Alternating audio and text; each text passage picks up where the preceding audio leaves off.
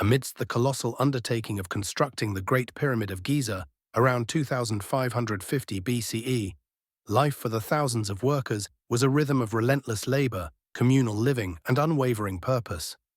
Far from being solely enslaved peoples, the workforce comprised a complex society of skilled craftsmen, temporary laborers, and support staff, all contributing to the pharaoh's eternal dome, home.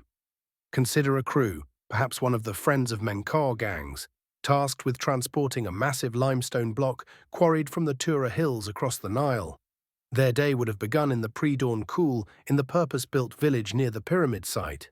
These were not makeshift camps, but organized settlements with barracks, bakeries, and facilities to support a large population. A substantial breakfast of bread, beer, and possibly fish or meat provided the necessary fuel for the arduous day ahead. The episode unfolds as the crew arrives at the riverbank, where the immense stone, already roughly shaped, awaits transport.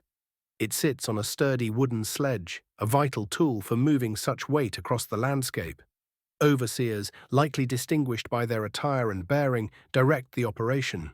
Ropes, fashioned from papyrus or other fibers, are secured to the sledge. The real challenge lay not just in the sheer weight, often several tons, but in the friction of moving the sledge over sand and earth. Here, a fascinating detail emerges from archaeological evidence and ancient depictions: the practice of wetting the sand before the sledge. Imagine the scene. Workers assigned to this crucial task would pour water, or perhaps a mixture of water and clay, onto the path ahead, creating a slicker surface that significantly reduced friction and eased the monumental pull. With coordinatia and chanted rhythms to synchronize their efforts, the crew would begin to heave. The overseer's sharp calls and the rhythmic grunts of the men filled the air. Each step forward was a victory against the inertia of the stone. It was a test of endurance, teamwork, and the ingenious application of simple physics.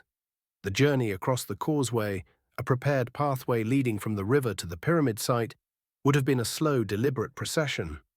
Other crews would be engaged in similar tasks, creating a constant flow of materials towards the burgeoning mountain of stone. The air would be thick with dust, the shouts of workers, and the pervasive sense of a monumental goal being relentlessly pursued.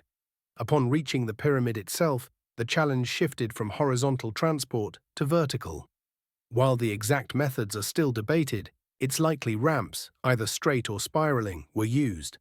Moving the stone up these inclines would have required even greater effort, perhaps utilizing levers and additional manpower, with skilled masons and engineers guiding the precise placement of each block.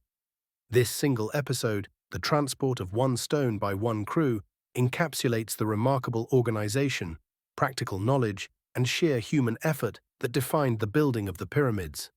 It highlights that these were not simply structures built by brute force, but by a well-managed workforce employing clever techniques, sustained by a sophisticated logistical system and driven by a profound cultural and religious purpose. The discovery of workers' tombs containing remains and artifacts that speak of lives lived and valued further reinforces the humanity behind these enduring symbols of ancient Egypt.